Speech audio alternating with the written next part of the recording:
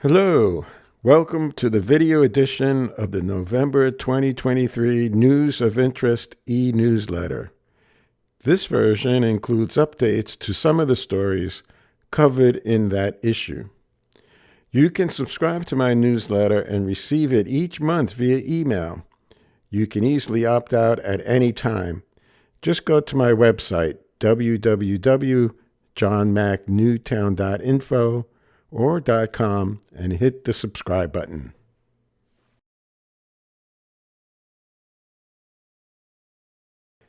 Next up is the proposed single-use plastics ban ordinance.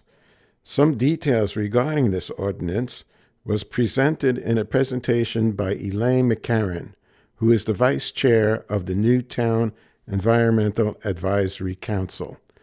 This is a video of that presentation. It includes a Q&A with supervisors and comments from residents. Also included are comments from Mary Ann Verdin, McCaffrey's Market's VP of Operations. Her comments were made at the April 3rd, 2023 EAC meeting. Ms. Verdin asked for a delay to allow PA lawmakers to pass a statewide ban. Ms. McCarran responded to that claim.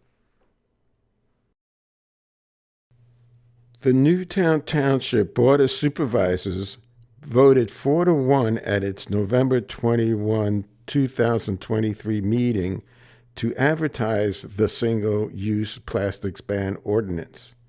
It goes into effect, is enacted, if passed, on April 9, 2024. Businesses have 120 days to comply. They can request a one-year exemption. According to our solicitor's memorandum, on the recommendation of the EAC, the township manager or his or her designee, most likely the code enforcement officer, may grant up to a one-year temporary exemption to allow a particular business that has an inventory of single-use plastics to exhaust its inventory or has no reasonable alternative to using single-use plastics. The hierarchy of enforcement of the ordinance is as follows: a written warning for the first offense with a 30-day grace period before issuing a second offense, a civil penalty of $50 for a second offense, a civil penalty of $100 for a third offense, and a civil penalty of $200 for a fourth or any subsequent offense. The earliest the ordinance can come up for a vote is at the 20 December 2023 Board of Supervisors meeting.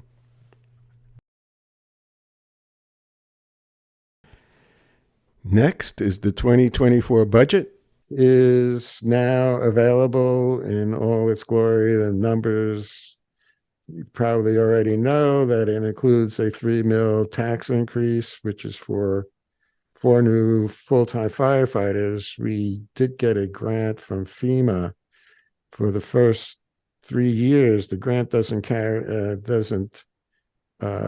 all the expenses, so there's that.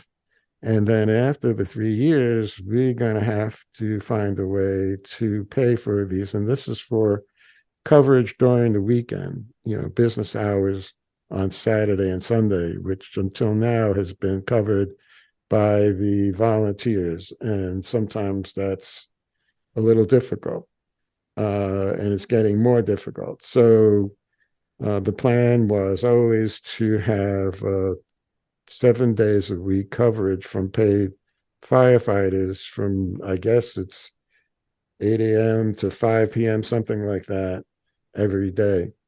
And after 3 years, we're going to have the money to continue to pay them. The other part, there's a $1 million, that's $2 million for that.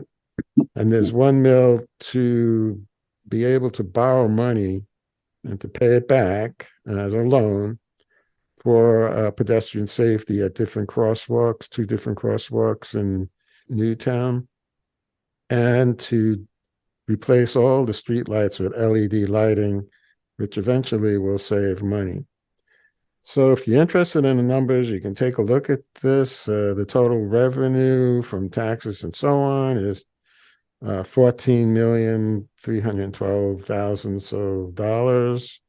Budgeted expenditures exceed revenues by about $2,289,000. This is covered by a 2023 general fund balance of $4,134,000 so dollars. Thus, the net fund balance for 2024 is $1,845,232, which is 11% of the total expenses, which is okay according to our guidance that the Board of Supervisors some time ago said we need at least 10%.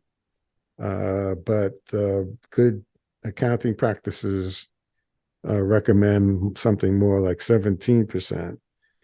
So that's what the budget looks like. And I wish there was more money allocated to road repair because we're only, I think we may be doing even less than 2 miles or just about 2 miles, where we need to be doing more like 4 miles a year.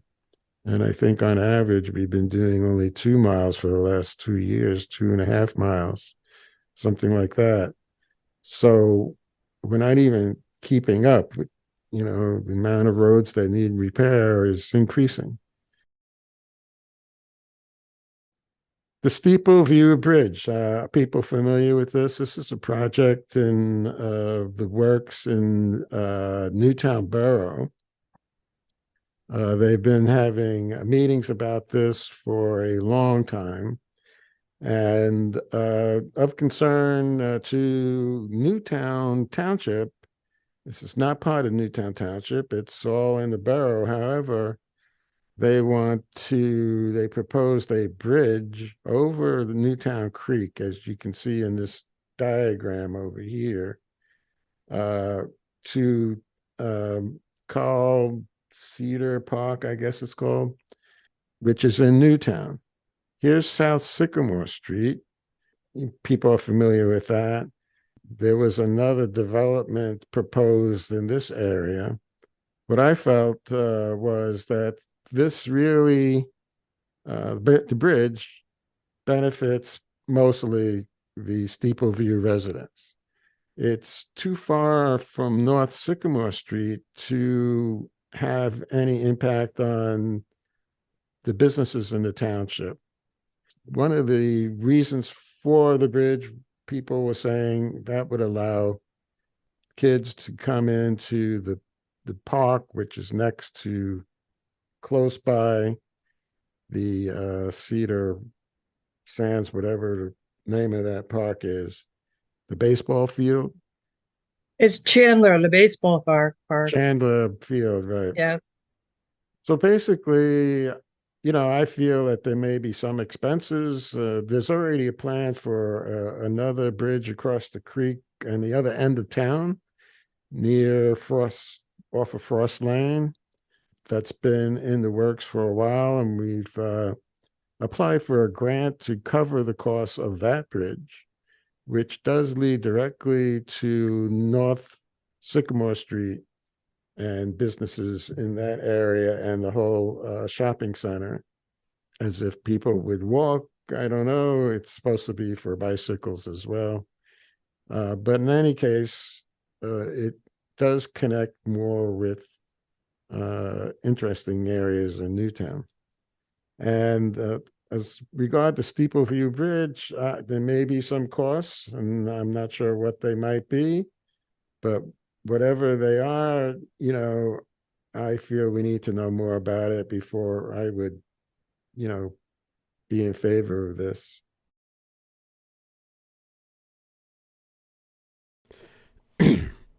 What's your opinion? In general, how much are you in favor of or opposed to these proposed bridges? Please take my survey. All responses are confidential. No identifying information will be revealed.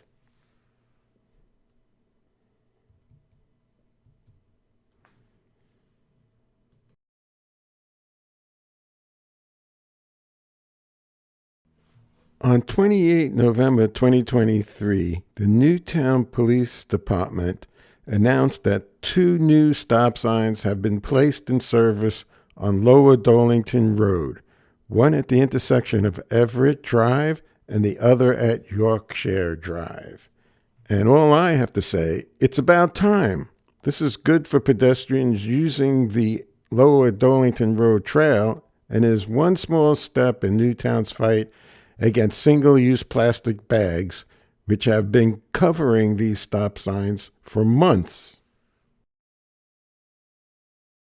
The U.S. Supreme Court heard arguments in 2 key cases about how public officials use social media. The cases explore whether 2 school board members in California and a city manager in Michigan violated the First Amendment by blocking constituents posting criticisms on their personal social media pages. The constituents in the cases believe these social media pages were actually operating as an extension of government work. Uh-oh.